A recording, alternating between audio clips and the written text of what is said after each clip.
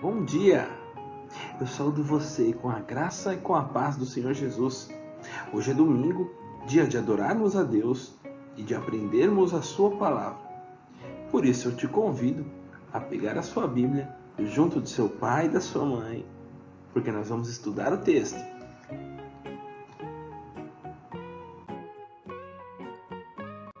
E como tratado semana passada, nós vamos estudar o capítulo de 1 a 5, os capítulos de 1 a 5 do segundo livro de Samuel.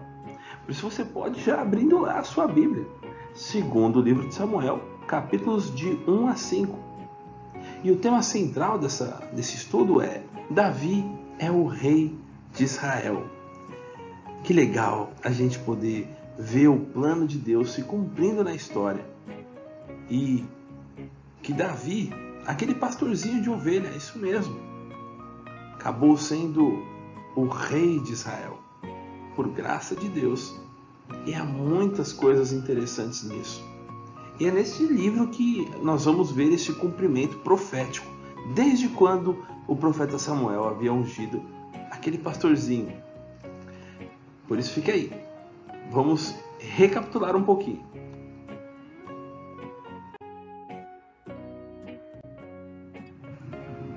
O que nós aprendemos então na última aula?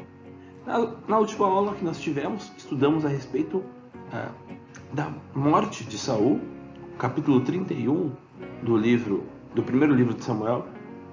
Nós fizemos um paralelo com Davi e Cristo, já preparando para esta aula de hoje. Por isso eu sugiro que, se você não estudou a aula anterior, vai aparecer um card aqui em cima, clica lá que você vai ser direcionado direto para esse vídeo. No mais, podemos permanecer aqui. E hoje, o que nós aprenderemos a respeito do reinado de Davi? Nós vamos ver que Deus cumpriu a sua palavra e Davi se torna rei de Israel. E muito embora muitos acontecimentos políticos se interponham a este fato, que será narrado, Davi, sem sujar as suas mãos com sangue, se tornará o grande rei de Israel. E fará também movimentos políticos para que haja paz e união num ambiente de muito conflito. Davi é aquele esperado, é aquele segundo o coração de Deus. É por meio da sua linhagem, da sua descendência, que nascerá o nosso Rei e Salvador Jesus Cristo. Mas Davi não foi perfeito e nem se compara ao nosso Senhor, mas foi um homem segundo o coração do nosso Deus.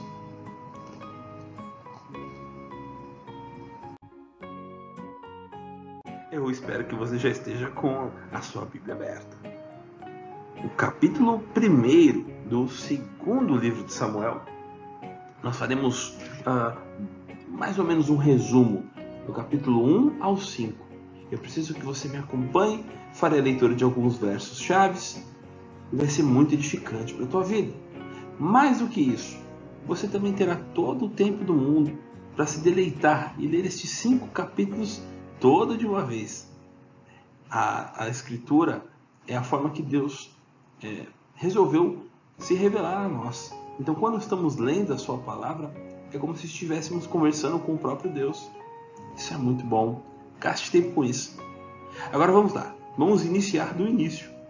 É uma redundância, né? Pois bem, o que acontece no início é Davi recebe informação sobre a morte de Saul. Não só de Saul, mas de Jonatas, a quem Davi tanto amava. Seu amigo, seu irmão. Davi se entristece muito, mas ele recebe a informação de alguém muito estranho. Alguém que estava interessado em algum proveito, talvez. Interessado em algum elogio.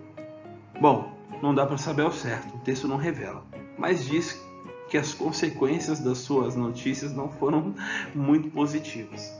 Um tal de Amalequita aí, alguém estrangeiro à terra de Israel, revela a Davi a morte do seu rei e de Jonatas. Davi pergunta: como posso saber que você está dizendo a verdade? Quem é você? Então ele diz basicamente o que aconteceu. Vamos ler comigo a partir do versículo 6. Diz assim a palavra: cheguei por acaso a montanha de Gilboa. E eis que Saul estava apoiado sobre a sua lança, e os carros e a cavalaria apertavam com ele. Olhando ele para trás, viu-me, chamou-me e disse: Eis-me aqui. Ele me perguntou: Quem és tu? Eu respondi: Sou Amalequita. Então me disse: Arremete sobre mim e mata-me, pois me sinto vencido de cãibra, mas o tino se acha ainda todo em mim. Arremessei-me, pois, sobre ele e o matei, porque bem sabia que ele não viveria depois de ter caído. Tomei-lhe a coroa que trazia na cabeça e o bracelete e os trouxe aqui, meu senhor.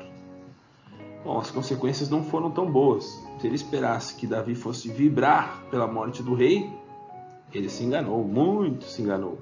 Davi pranteia junto de seus homens, fazem jejum. E depois, este homem é castigado. Este estrangeiro que ceifou a vida do ungido do Senhor. Agora então nós vamos seguindo logo depois dos acontecimentos, logo depois de Davi prantear a morte de Saul. Há um lamento que é registrado aqui, quase que como um salmo, sobre a morte de Saul, rei Saul e Jonatas, seu grande amigo. Então vamos ver que Davi será aclamado rei de Judá. Depois de tudo isso que aconteceu, Davi consulta ao Senhor sobre o que ele deveria fazer. Isso é muito importante e é um ensinamento muito valioso para nós. Confiarmos no nosso Deus e o consultarmos diante das circunstâncias para o que vamos fazer. Olha só, amiguinha, sempre que você tiver alguma coisa em que você está indeciso, não fique ansioso sobre o que deve responder, sobre qual ação deve tomar. Antes, consulte o Senhor. Converse com Deus. Ore a Ele. Davi fez isso. Vamos ler comigo? Verso 1 do capítulo 2. Depois disto, consultou Davi ao Senhor, dizendo: Subirei a alguma das cidades de Judá? E respondeu-lhe o Senhor: Sobe. Perguntou Davi: Para onde? Para onde subirei? Respondeu o Senhor: Para Hebrom. Subiu Davi para lá, e também suas mulheres. Ali então Davi se estabelece. E depois de algum tempo, homens vindos de Judá vão ungí-lo rei de Judá. Mas não sobre Israel ainda por completo. Nós vamos perceber que Saul ainda havia deixado um descendente. Você se lembra quando nós estudamos a respeito da consulta à profetisa? De que aquele tal de espírito que dizia ser de Samuel, que nós dissemos que não, estava falando que Saul morreria e os seus filhos também? Pois bem, nem todos os filhos morreram. Isbosete, por exemplo, não morreu. É um dos filhos de Saul, e que este será ungido rei. Aliás, ungido não, né? Elevado a rei, à estatura de rei, pela guarda do rei, né? Abner, o chefe da guarda do rei, o fará isso. Mas vamos continuando por aqui. Logo depois que Abner é coroado rei sobre Israel, vão acontecer muitos conflitos, uma guerra civil a se instaurar sobre Israel, né? Entre os homens de Davi e os homens de Isbosete. Isso vai acontecer e vai ser uma guerra meio que sangrenta, né?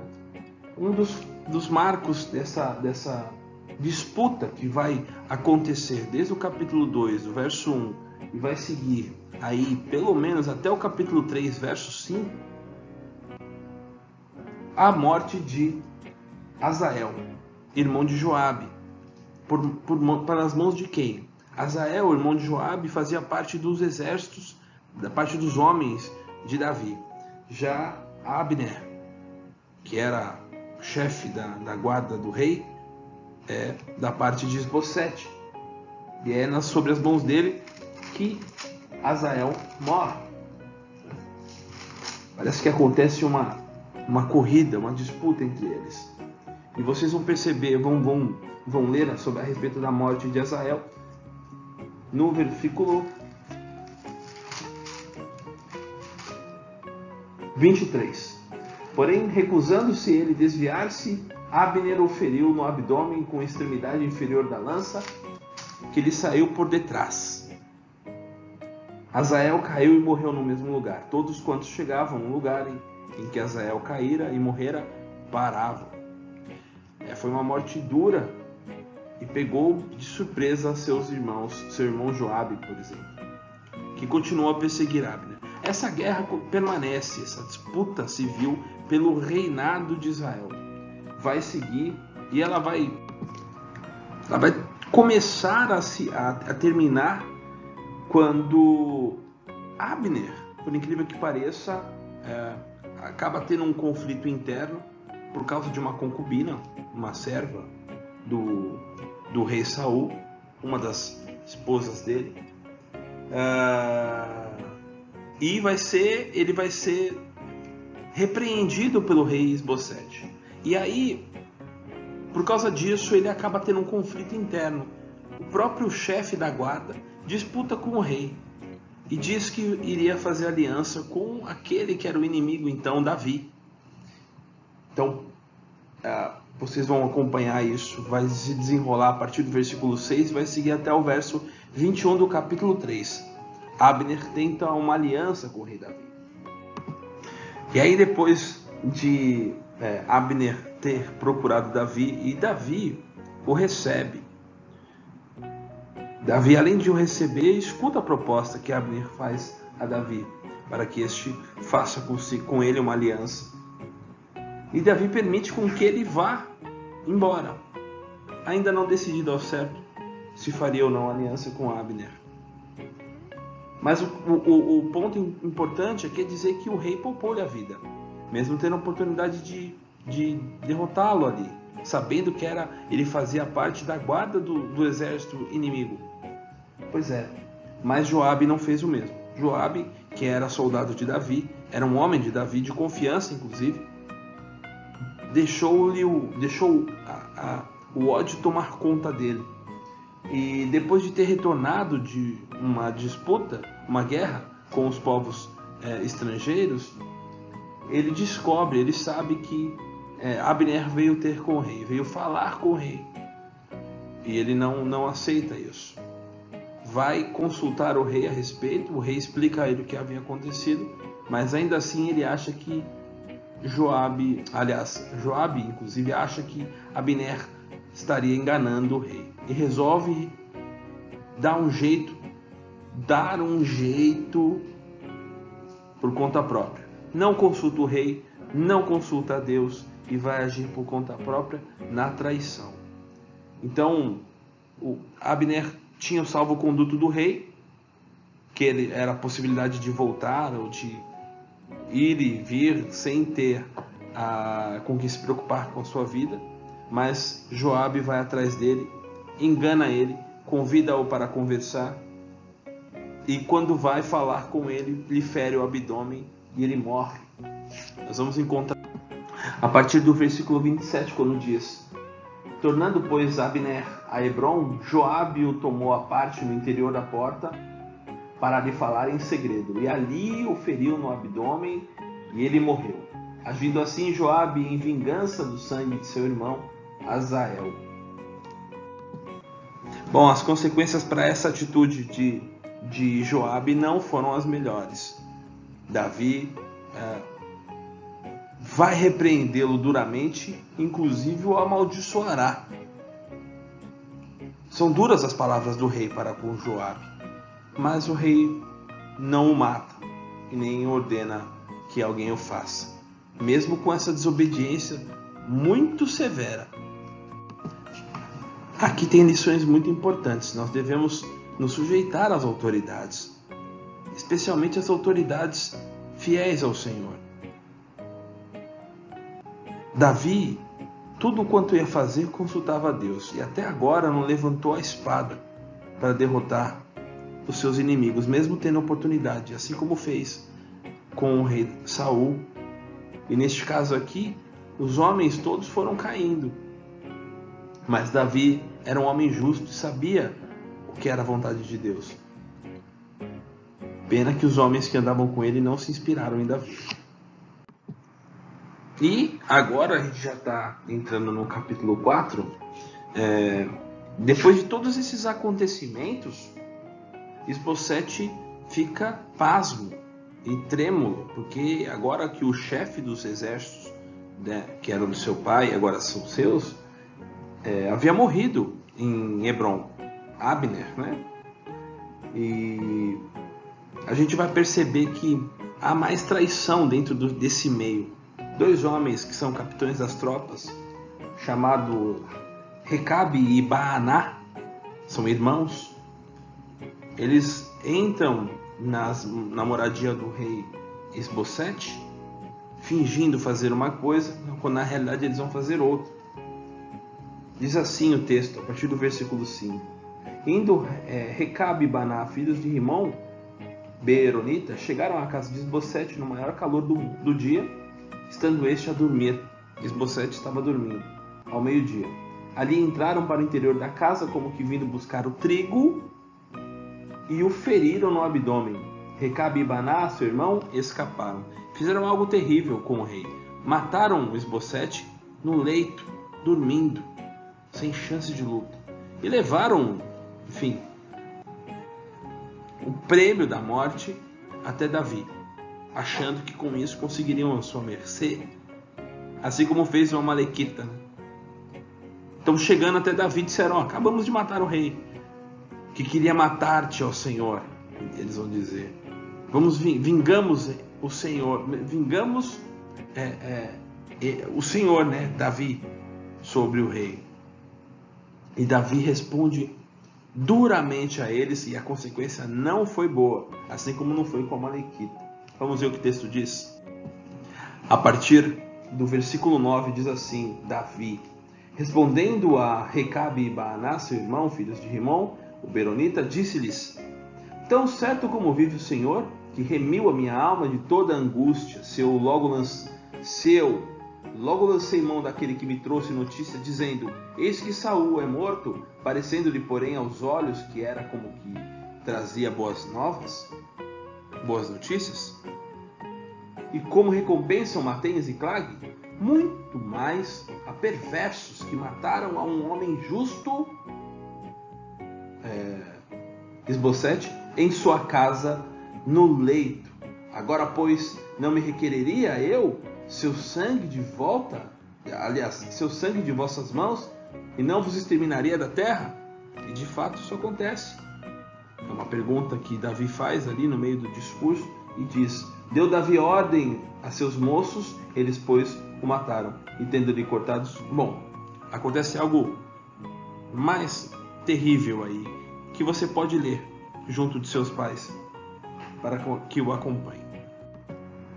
E então nós chegamos no fim, onde e quando Davi é ungido rei sobre Israel. Todos esses acontecimentos sangrentos e tristes até acontecem para que Davi se torne legitimamente o rei, e o mais importante, sem ter ferido nenhum daqueles que o Senhor havia colocado como suas autoridades. Nem mesmo foi desonroso para com o seu inimigo, porque reconhecia a sua patriação, sabia que eram irmãos israelitas, pertencentes ao mesmo povo. Davi sempre nutriu esse tipo de sentimento. Davi sabia que era necessária a unidade, por isso ele trabalhou para tanto. E nós vamos perceber isso nas suas ações iniciais, quando começar a reinar sobre Israel. Nós vamos ler o que diz o texto a partir do capítulo 5. O verso 4 diz assim: da idade de 30 anos era Davi, quando começou a reinar sobre todo Israel, e não mais só sobre Judá. E reinou 40 anos ao todo.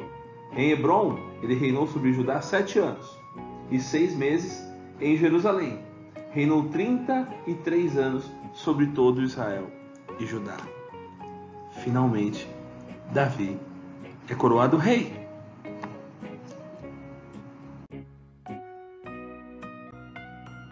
Meus amiguinhos, nós chegamos ao fim de mais um estudo. Estudamos 5 capítulos. Recomendo que você faça a leitura de todos eles. Deleite-se na palavra de Deus. Deus nos ensina muito com suas histórias. Há muitos ensinamentos ali prescritos e que nós podemos aprender com Davi. Nós podemos ver a ilustração de que, no caso de Davi, o que se destaca das suas ações? Davi, ora, foi um homem muito justo, um homem que temia a Deus, um homem sábio na sabedoria do Senhor, um homem que confiava nos planos de Deus, que buscava e que consultava a Deus. Que todas essas coisas tipificam alguém que haveria de vir da sua descendência. Davi era um homem, era alguém que nós podemos nos inspirar certamente, mas que vai apontar nas suas ações algo que Jesus nos ensinará com maior detalhamento, com maiores ênfases de como devemos proceder diante do nosso Deus. Nós não podemos nos esquecer que Davi, embora fosse um homem segundo o coração de Deus, ele não foi um homem perfeito. Quem foi? Somente o Filho de Deus, somente o nosso Senhor Jesus Cristo. Mas Davi foi um homem muito honrado e que Deus exaltou soberanamente, de tal forma que Deus irá prometer a ele que a sua descendência estará para sempre sobre o povo de Israel, o seu povo, da sua descendência, o seu reinado durará eternamente. Graças a Deus por isso. Nós sabemos que da sua descendência veio o nosso Senhor e Salvador, Jesus.